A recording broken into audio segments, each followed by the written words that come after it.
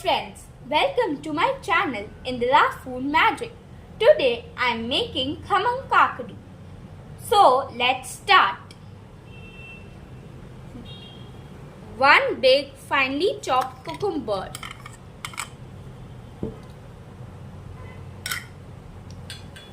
Now I am adding 1 teaspoon grated coconut,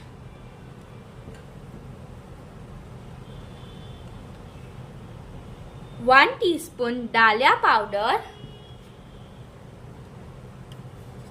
half a teaspoon sugar and salt according to taste. Now I am adding 1 teaspoon lemon juice and 1 tablespoon coriander. Let's mix.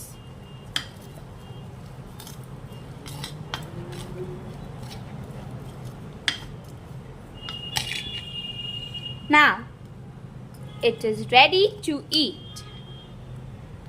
If you wish, we can garnish it with some cucumber. Thank you. Please like, share and subscribe my channel for more videos.